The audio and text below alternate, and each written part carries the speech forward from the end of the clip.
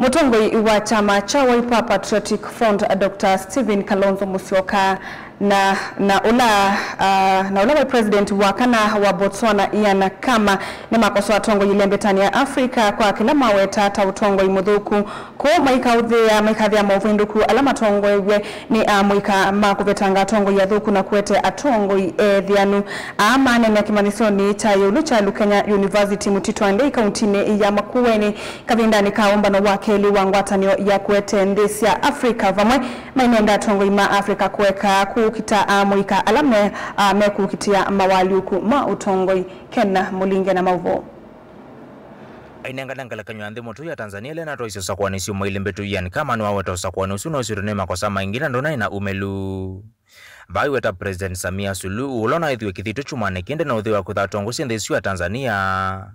Balawa kwa sawa President wa Cameroon Paul Biya ulawa mwatano ye kula kutia la utongo ini wandesiu na kwitha hemo kum. It is totally unacceptable when an African leader, in order to stay in power, will resort to killing his or her own people.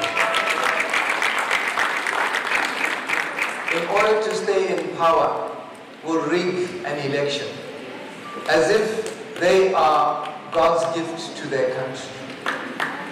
When you have a country with millions of people, for any leader to think they are the only ones who can be presidents is pathetic.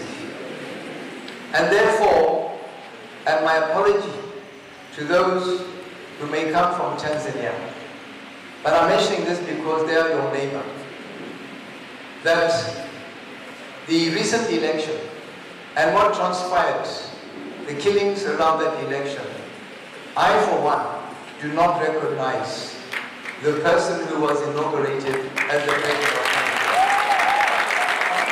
Kavinane kundongo ya chama cha Wiper Dr. Stephen Kalonzo Musyoka ni wakati ya maandamano mamu kama jenzi ala maendeo kuhusu anthiki vathokonyo sele mbete Afrika. Aiwatane wananya wao umuwangu watani wanthisi ya Afrika ula uwende kukumba tulende neisu kuleana na utongo uwe na maweku.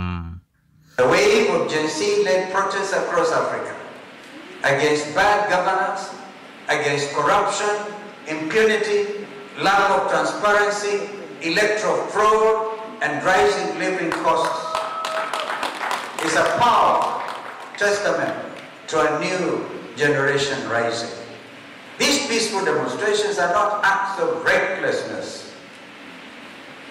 They are acts of hope and determination aimed at restoring the dignity of their generation and ours, just as their forefathers restored Africa's dignity through the struggle against colonialism and oppression.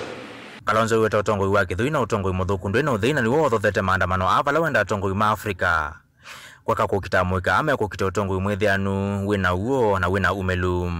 African leaders must stop treating protesters as criminals.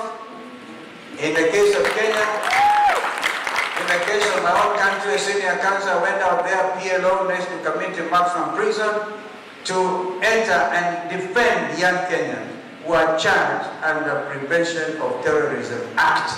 We must recognize that there are people who are suffering and people who have lost their lives in Tanzania as a result of the elections. We must remember those people and reports of mass graves of people whose rights have been violated. Mutongoi TV kuma kimanishoni cha Lukenya University Mutitwande kauntini ya Makueni. Nyenito wa Mulei Mulingem.